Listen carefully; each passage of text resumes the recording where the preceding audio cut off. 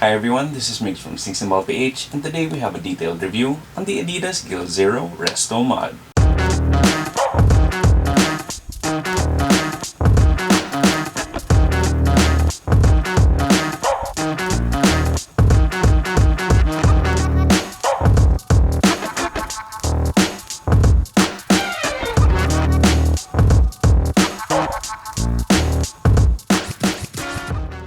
Before we get started, if you do like the video, please make sure to leave a thumbs up down below.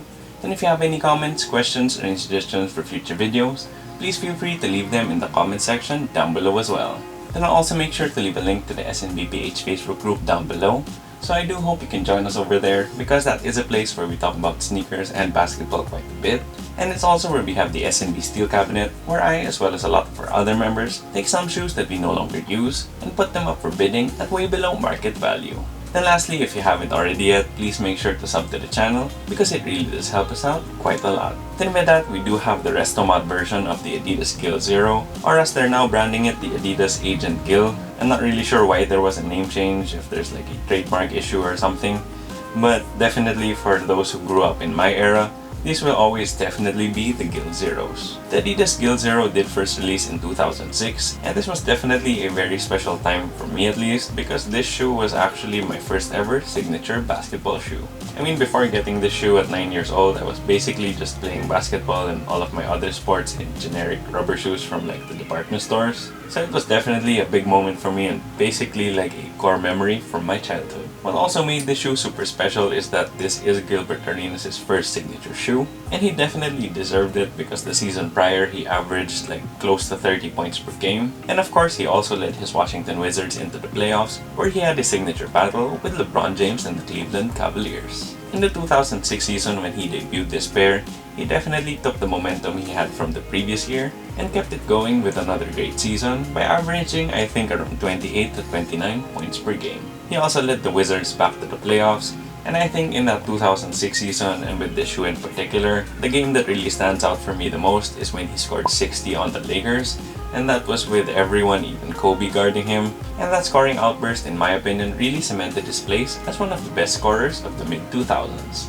Unfortunately though, his career didn't really pan out the way most expected it to. He did have a few amazing seasons in Washington, however knee injuries kinda derailed his career, and when he was kind of on his way to get it back on track, the gun incident happened, so that kind of derailed it even further, and in the end he kind of bounced around to the Orlando Magic and Memphis Grizzlies and whatnot, and eventually found himself playing in China. However, even though his prime or his peak was very short, Gilbert Arenas still remains one of my favorite players, and I know a lot of people that have a lot of respect for his game, and of course there are many people as well that really love his first and most iconic signature shoe.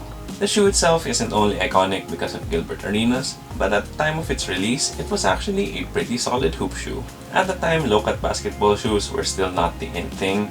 I mean, most people wore high cuts and that was basically it, but this definitely was a great alternative that provided a lot of range of motion and was also very lightweight and low to the ground. That I think made it especially fun to play in, and especially being a kid that just kind of ran around and had lots of energy, this was definitely the perfect shoe for me. Of course, the design of the shoe is 16 years old, but given the Restomod treatment by having boost at the heel, I definitely think that this could still be a viable hoop shoe for 2022. So to see why I think these could still perform really well, especially in the Restomod version, let's take a look at the tech specs. So starting off with the traction, you do have solid rubber all throughout, and then for the traction pattern itself, you do have wave bone here at the forefoot and heel, and then you have a circular pattern here at the midfoot, as well as the 4Motion pods. From what I remember 16 years ago, the traction was pretty grippy, and the outsole as a whole was also really durable. I mean, as a kid, I basically only had access to outdoor courts, so that's where we played all of the time, and this outsole was actually able to take that beating and last a really long time. Trying these out here on my wood floors at home, it did grip really well, and it also had a bit of a squeak to it. There is also quite a lot of rubber, and the grooves are pretty deep as well, and though the grooves do feel a little bit softer than the original pair, I still do think these would be good for outdoor use. But as of right now, I don't really see any issues with it because it is pretty grippy, it has a nice subtle squeak to it, and it also feels pretty durable for both indoor and outdoor use. Then moving on to the cushion, this is basically the only Restomod part of the shoe because they did put boost inside. It is a bit of a bummer though that the only boost on the shoe is in like a crash pad at the heel, while the D-Rose Restomod had a full-length light strike midsole, and the Restomod D-Max also had full-length bounce. So in the end, what you do have is that crash pad of boost here at the heel, and then for the rest of the cushion on the shoe, you just have your basic Adiprene. Adiprene is just basically the Adidas term for EVA, and while it is pretty lightweight and low to the ground, it doesn't really provide a lot of impact protection, and has little to no bounciness, which kinda does make it feel dead, especially right out of the box. Then for the boost at the heel, I can't really feel it a lot right now, but once the Adiprene surrounding it kinda softens up, I definitely feel that on heavy heel strikes, you'll be able to feel it just fine. So overall for the cushion, there really isn't anything to write home about.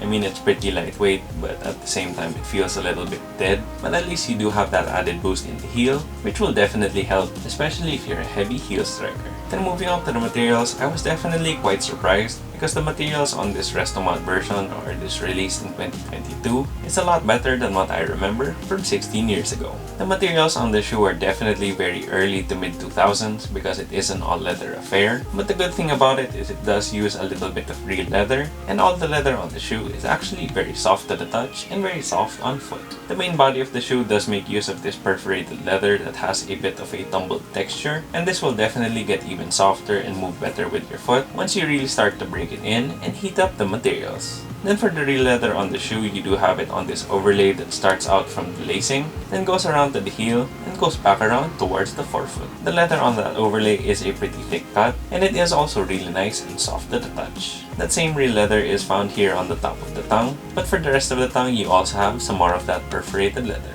You also have some more leather here at the forefoot and the heel, but it does have a sort of patent leather look or a glossy look, but with a crocodile skin pattern. You also have a bit of woven textile that goes up here at the midfoot and also is in the middle of the tongue. And then for the last couple of materials, you do have these nice oval laces and a padded mesh sock liner as well as a mesh-lined insole. The materials overall are really soft and really comfortable on foot, and it will definitely only get softer and get better the more that you wear these and break them in.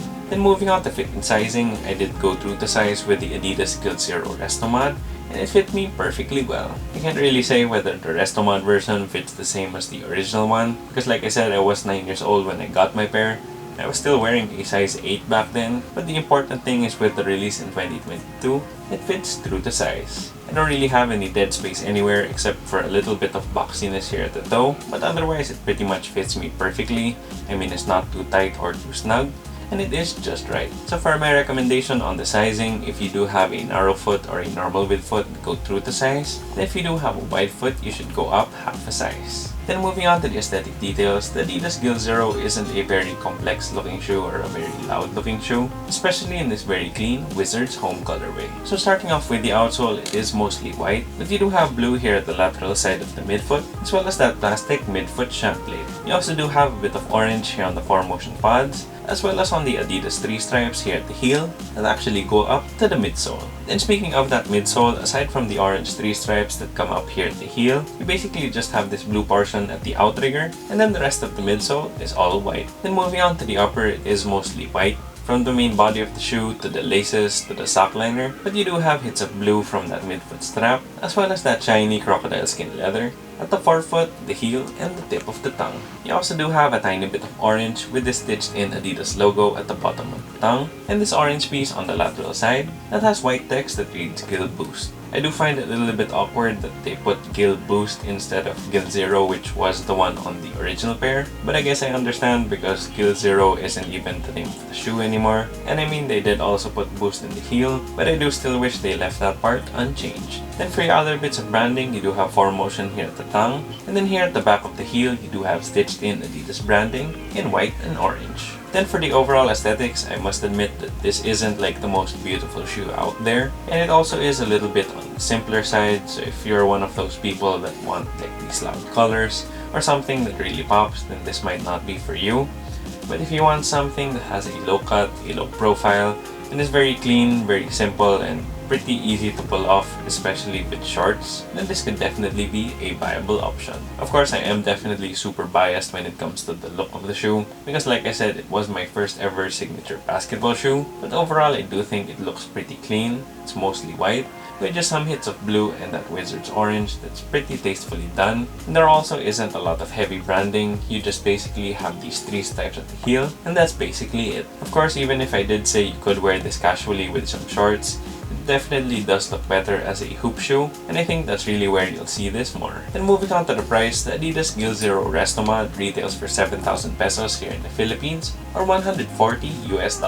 I don't really remember how much these were 16 years ago because my parents did buy it for me, but from what I remember, it was a pretty budget option, so I'm guessing somewhere around the $100 range, give or take, and I really think that budget price tag really helped with its appeal at the time. Now in 2022 at $140, there are definitely cheaper options, but for what you get as a total package, I mean, I think this will be a pretty solid hoop shoe even in today's standards. And with the nostalgia that comes along with it, especially for me in particular, I think it's definitely worth that 7,000 pesos or $140 US. Of course, the question of is it really worth it is up to you, but if you are someone looking for a low-cut basketball shoe that's pretty lightweight, or maybe if you're a Gilbert Arenas fan, then I think it's a no-brainer.